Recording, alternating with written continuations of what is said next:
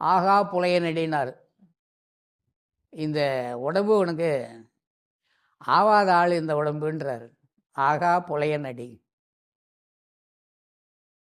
இது மேலே நீ விருப்பம் வைக்காதன்றார். ஆக திருமந்திரில் திருமூலர் என்ன சொல்கிறாரு? விருப்பம் உடல் மேலே இருக்கணும். உடம்பார் அழியின் உயிரார் அழிவர், திடம்பிட மெய்ஞானம் சேரவும் மாட்டார். உடம்பை வளர்க்கும் உபாயம் அறிந்தேன், உடம்பை வளர்த்தேன் உயிர் வளர்த்தேன். இது உண்மை வழி உபாய வழின்னு நம்ம பார்த்துருக்கோம் ஏற்கனவே. அப்போ உண்மையை தெரிகிற வரைக்கும் இந்த உபாய பொருள், இந்த உபகரணம், இந்த உடல் தேவை.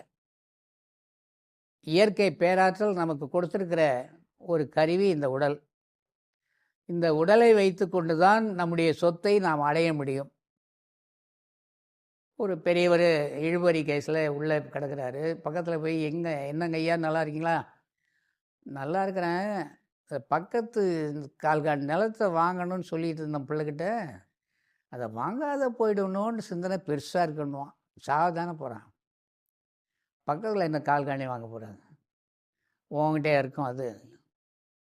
கால்காணியே நால்காணியே இந்த கட்டடம் கூட நேற்று யாருதோ இன்றைக்கி நம்முதுன்றீங்க. ஐயா இங்கே இருக்கிறாரு, நீங்கள் சாமி இங்கே இருக்கிறாரு, அண்ணன் இங்கே இருக்காரு. நீங்கள் அண்ணன் இல்லை, ஐயா இல்லை, சாமி இல்லைன்னா கட்டணம் யாருது? நேற்று யாருதோ கீதையில் கண்ண பரமாத்மா சொன்னார், நேற்று யாருதோ இன்றைக்கி நம்முது, நாளைக்கே யாருதோ. இந்த சிந்தனை நமக்கு தினம் காலையில் எழுந்ததும் வந்து நான் என்ன செய்வோம்? ரொம்ப பக்குவமாயிடும். இந்த ஒரு சிந்தனை இருந்தாலே போகிறோம். யானும் பொய் என் நெஞ்சமும் பொய், வினையே அழுதால் பெறலாம் உனையேன்னு ஒரு ஞானி.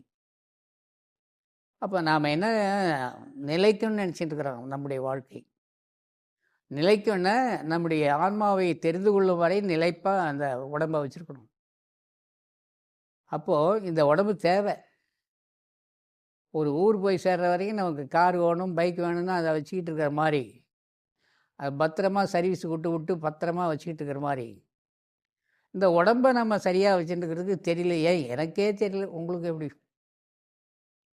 அப்போ இந்த உடம்பு கூட நம்ம வாழறதே பெரிய விஷயம். அந்த ஆன்மாவோடு உடன்பட்டு இந்த உடம்பு வந்தால்தான் அது உடம்பு. ஞானிகளுக்கெல்லாம் உடம்பு. நமக்கு உடம்பு கிடையாது, புலால். இது ஒரு மாமிச பிண்டம்.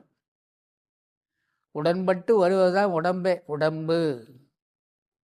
உடம்பு நமக்கு கொடுக்கப்பட்டது நம்முடைய முக்திக்காக, நம்முடைய மோட்சத்திற்காக, நம்முடைய வீடு பேருக்காக.